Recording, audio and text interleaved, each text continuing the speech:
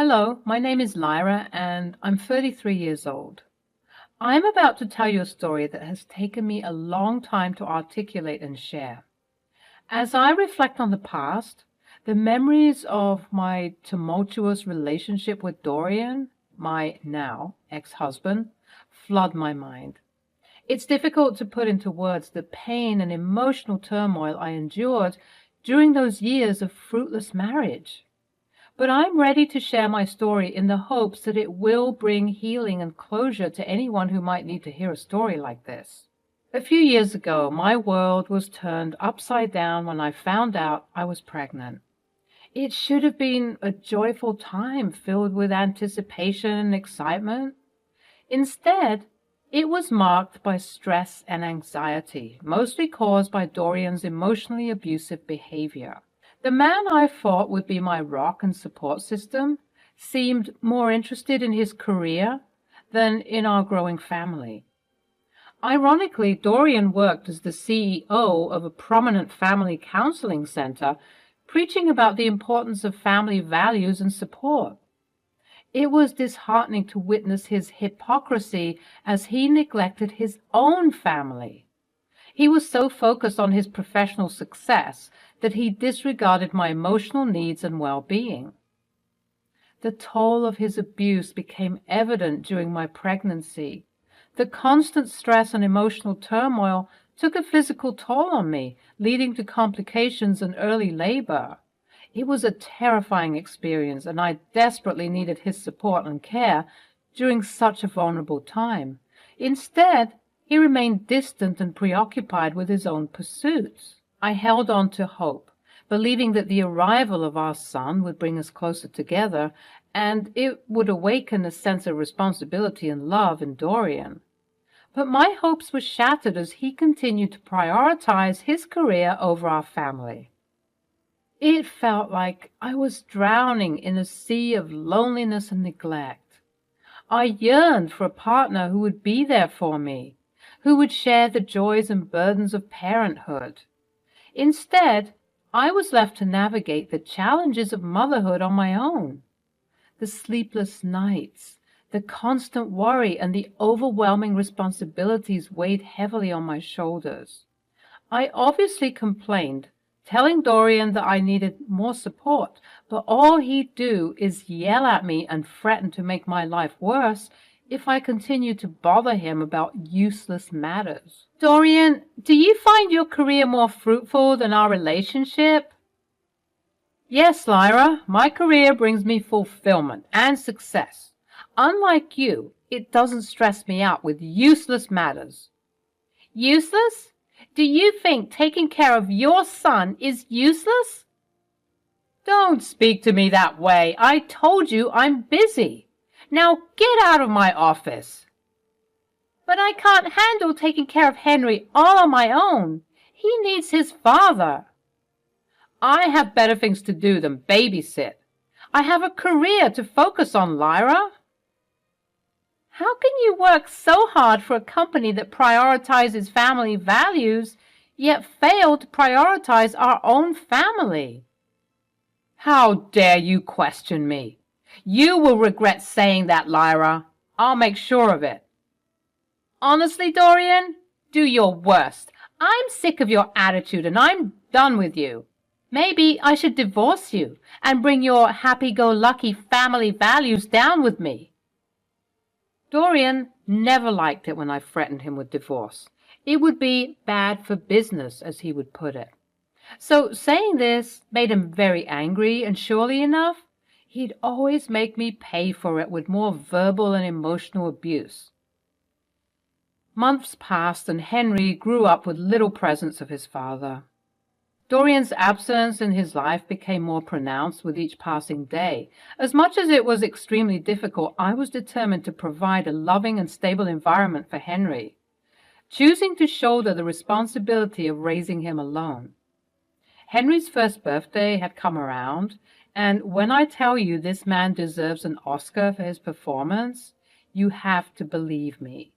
When family and friends came over to celebrate, he made sure to plaster on the fakest smile, acting as though being the best dad ever was his forte. In addition to our guests being present, Dorian had invited some people to publicize this momentous occasion for his place of work. He said that it would be good for his brand as a loving father and husband, which couldn't be further from the truth. Even though I was sick of his duplicity, I was glad that I at least had some help. But as everyone will tell you, one thing that children don't do is lie.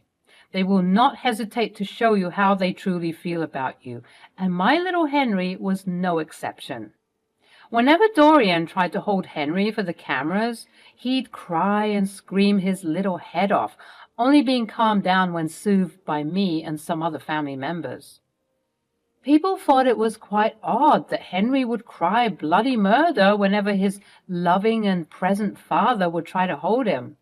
But Dorian awkwardly brushed it off by saying things like, "Must be the cologne I'm wearing," or "I'm starting to think that the Oedipus complex is kicking in."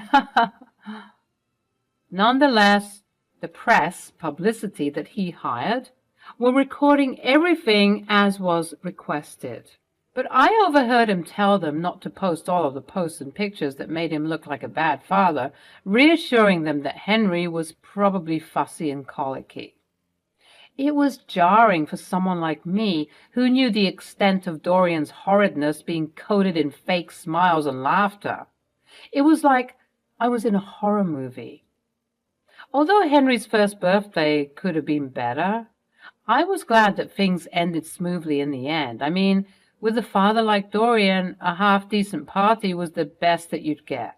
No amount of fakeness and duplicitousness could cover up all of the ugliness that Dorian was hiding beneath. Even though he did a good job at acting, trust me when I say that the truth will always come to light. And that's exactly what happened.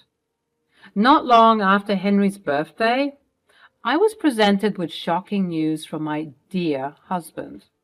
Dorian dropped a bombshell on me one evening. He casually mentioned that he was planning a family trip to Mexico. My heart sank as the reality of the situation hit me. How could he even think of leaving when I had just started to resume work and needed his support, now more than ever in raising Henry? "Are you serious, Dorian?" "What is it now, Lyra? I'm tired of you." "I can't handle everything on my own. Going on a trip now is the last thing I need. I just started going back to work. I can't go on vacation." "Who said you'd be going on the trip? This is for me and my brothers." "Wow, so you weren't even considering me in this family trip of yours?" "What's the issue?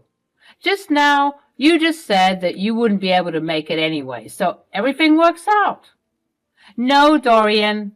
Regardless of whether you're going on vacation or not, I still need help with Henry. You can't go on that trip." Dorian's cold gaze met mine. "I'm going on this trip, whether you like it or not. Stop pestering me." His dismissive words pierced through me like daggers. The man I once loved seemed unrecognizable, consumed by his own selfish desires. I couldn't fathom how he could prioritize a vacation over a family's well-being. "Why did we even have a baby together if you were going to act like this?" I was sobbing at that point, unable to fathom this behavior. "We made a commitment, Dorian. We agreed to bring a child into this world." Dorian's voice turned icy as he sneered. "I only had the baby to keep up appearances. If I'd known that you'd be this pissy about it, I wouldn't have had a kid. It's a burden I regret every day." His words hit me like a punch to the gut. The man standing before me was no longer the person I fell in love with. I married a monster, someone who cared more about his own image than the happiness and stability of our family. Unable to bear the weight of my shattered dreams and broken heart, I sobbed uncontrollably. The realization that I had married someone so callous and cruel overwhelmed me. How had I been so blind? Dorian's final words cut through the silence, fueling the fire of my despair. When I come back, I expect to find a wife who is docile and obedient. No more of this nonsense. I didn't know it then, but that night a newfound strength rose within me. Despite the pain and heartache, I knew I had to protect myself and Henry from this toxic individual. I made a silent vow to rise above his expectations and reclaim my independence. As Dorian embarked on his trip to Mexico, I naively hoped that his absence would bring some relief from his constant abuse. Little did I know that the torment would continue, albeit in a different form. It started with a notification on my phone several hours after he left. Unusual transactions and exorbitant amounts began appearing on my credit card statement. Panic surged through me as I realized that Dorian was using my card to fund their lavish vacation. How could he stoop so low? I immediately dialed Dorian's number, my voice trembling with anger and disbelief. "What the hell is going on, Dorian? Why are you charging everything on my credit card?" His response dripped with malicious satisfaction. "Consider it punishment for all the lip you've been giving me lately. You'll literally pay for your defiance." Fury coursed through my veins. How dare he exploit my finances as a means of control? "Go to hell, Dorian." In his rage, Dorian retaliated. "Oh, you want to act tough now? Let me tell you something, darling. The only reason why you're acting like this is because I'm not there to teach you a lesson. I'll spend so much money that I'll max out your credit card. You'll regret ever crossing me." Tired of his abuse and threats, a fire ignited within me. I refused to be his victim any longer. "Go ahead, Dorian, do your worst, because I promise you, I will ruin your life just as you've ruined mine." With renewed determination, I took the first step towards freeing myself from this nightmare. I cut the call and proceeded to block him so that I wouldn't get deterred from my mission. That very day, I was in the works of hiring a skilled lawyer recommended to me by a close friend and initiated divorce proceedings. Thankfully, it didn't take long to schedule a meeting a couple of days later. After explaining my horrid story to him, my lawyer advised me to gather as much evidence as possible to expose Dorian's true nature and to maximize my benefits from the awaiting divorce settlement. I meticulously combed through the security camera footage in our home, capturing instances of his aggression and cruelty. I also gathered text messages and voicemails that showcased his abusive behavior, leaving a trail of evidence that would shatter his carefully constructed facade. But I didn't stop there. I reached out to the publicity team Dorian had hired for Henry's birthday party. I pleaded with them to provide me with the pictures and footage of Dorian and Henry, demonstrating that even his own son felt unsafe and uncomfortable in his presence. Thankfully, after hearing and sympathizing with my story, they complied. They helped me out tremendously, sending me all of the evidence I wanted and wished me well on my journey for justice and reparations. The pieces were slowly coming together.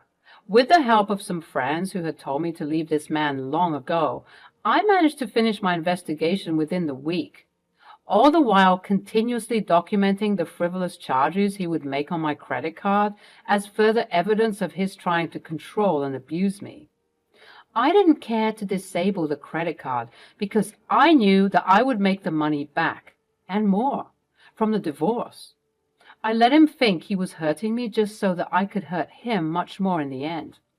The evidence I accumulated would serve as a powerful weapon in this battle for justice.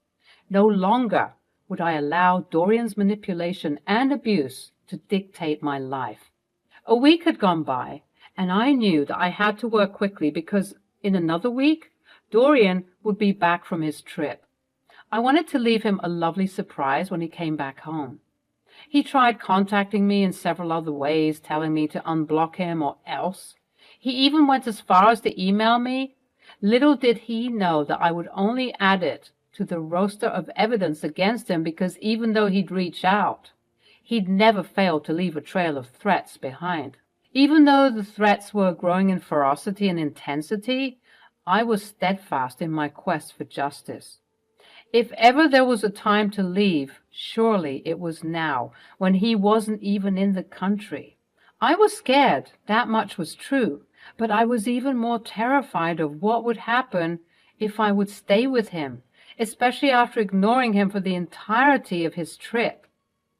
I knew that there was no turning back. I had to leave, and I had to leave him for good. I became consumed with the pursuit of my freedom, deciding to move Henry and me out, as well as all of my belongings, to stay with a close friend of mine. Dorian's trip to Mexico became the catalyst for my liberation. His attempts to break me only fueled my determination to break free from his toxic grip. The storm was brewing, and I was ready to unleash its fury. My determination grew stronger, fueled by the love I had for myself and Henry. Together, we would rise above the darkness and rebuild our lives on a foundation of strength and resilience. A total of 12 days had gone by ever since he'd left, and I was extremely proud of all my progress. I had managed to find a lawyer, begin building a case, and move out of that toxic environment. I knew that I couldn't have done it without the help of my friends and family. Without their help and support, I definitely wouldn't have been able to move out and move on so quickly. As I was finalizing moving out and collecting the last of my belongings, I got a call from one of Dorian's brothers. Knowing that it was probably Dorian himself seeking to reach out after ignoring him for so long. "Hello? Georgia, I'm sick of this insolence." "Why are you calling me? I don't want to speak with you." "Are you still up to your childish antics? Having a baby messed up your head, huh?" "What do you want?" "I just wanted to let you know, since you insist on not unblocking me, that when I and the boys come back from our vacation, we'll be headed home for a celebration. So you better prepare some nice food for us." "Ha! You're hilarious if you think I'm going to do all of that for you and your brothers. I have a baby to take care of. I'll let you get all of your childishness out of your system before we return, because it's not just me and my brothers coming back. I've invited over some important shareholders of the company, so everything needs to be prepared for them. Have the food ready, and you better dress up nice. We'll be coming back early in the morning, so everything better be ready by then." I was fuming. How could he speak to me in such a way? Hearing him speak now made me realize how foolish I'd been this entire time. Taking off those rose-tinted glasses made me realize just how ugly this man was. He was a monster, a demon, and I was disgusted to know that I'd been with him this entire time. Instead of showcasing my newfound strength and determination by lashing out at him, I paused and took a deep breath. "Okay, Dorian, don't you worry. You and your brothers and your superiors are all going to be shocked by what I have in store for you." "That's the spirit. That's the type of wife I want. Okay, talk later. I'll text you a list of all the dietary restrictions and stuff." I hung up the call and proceeded to make my way out of the door, leaving behind the divorce papers on the kitchen counter as well as my ring. I took the last of my belongings and left the home, saying goodbye to a life that had plagued me for so long. Dorian's return from his lavish trip to Mexico 2 days later was met with a scene that left him dumbfounded and embarrassed. I'm sure when he stepped through the front door, his eyes widened in shock to find the house eerily quiet and half empty. The absence of his wife and child, coupled with the conspicuous presence of divorce papers on the kitchen counter, must have left him reeling in disbelief. Oh, how I wished I could have witnessed the complete shock and horror etched across his face. I relished the thought of him realizing that his reign of control and manipulation had crumbled beneath the weight of my determination. But alas, I was bombarded with calls from his 5 brothers and a seething Dorian himself, his anger palpable through the phone. As I reluctantly answered the call, Dorian's voice exploded with rage. He demanded an explanation for everything, reiterating that these important shareholders were with him and they were just as confused as he was. And so I calmly informed him that I was divorcing him, that the walls of his deceit were closing in, and that he would be lucky if he could ever comfortably show his face in this town again. Confusion and desperation laced his voice as he demanded clarification. I challenged him to check the news, and surely enough, as was planned, the local tabloids splashed his scandalous downfall across their front pages. The man who touted family values, the leader of a company built on ideals of love and support, stood exposed as a hypocrite, his true nature laid bare for all to see. With the help of the very publicists he had hired for our son's birthday, I orchestrated a campaign to reveal the toxic truth of our relationship, spreading the news far and wide through social media and word of mouth. Dorian's swift downfall was not limited to public humiliation alone. The repercussions of his actions rippled through his professional life.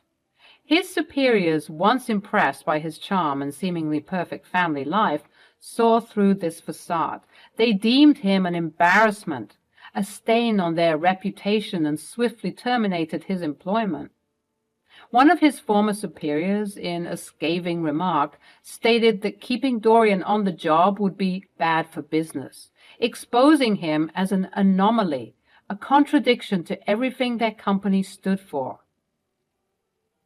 Stripped of his title, reputation, and social standing, Dorian became a pariah in the eyes of the community. The man who once held his head high, respected and admired, was now reduced to a pitiful figure, desperately trying to salvage what little remained of his shattered life. As for me, I reveled in the knowledge that my escape from his clutches was imminent. The divorce proceedings were underway, and with the weight of evidence and the support of my legal team, I knew I stood on solid ground. Dorian's desperate attempts to plead for my return played out like a broken record. Each plea met with resolute rejection. He would call, his voice laced with remorse, begging me to reconsider, and each time I stood my ground, my voice firm and unwavering. "Lyra, please, I'm begging you to come back to me. I've realized my mistakes, and I'm truly remorseful. Our family is worth fighting for." "Dorian, there's no way I would ever entertain the idea of being with you again. Having Henry opened my eyes to what a loving, supportive partnership should be like. We both deserve better than the toxic relationship you gave us." "But Lyra, I'm nothing without you. I've lost everything, and I can't bear the thought of living without you. And I'll learn to love Henry. I swear I'll do anything." "That's not my concern anymore, Dorian. This is the bed you made, and now you have to lie in it." Dorian's pitiful pleas washed over me, but I remained steadfast in my resolve. The scars of his emotional abuse ran deep, and no amount of remorse could erase the pain I had endured. I had found strength in the realization that I deserved happiness and a life free from his toxicity. In the face of his desperate pleas, I held my ground, unwavering in my decision to forge a new path. The road ahead would be challenging, but I knew I possessed the strength and resilience to rebuild my life, leaving behind the shadows of a broken marriage. Dorian would have to face the consequences of his actions, and as the divorce proceedings loomed, he would learn that there are no shortcuts to redemption when a heart has been shattered.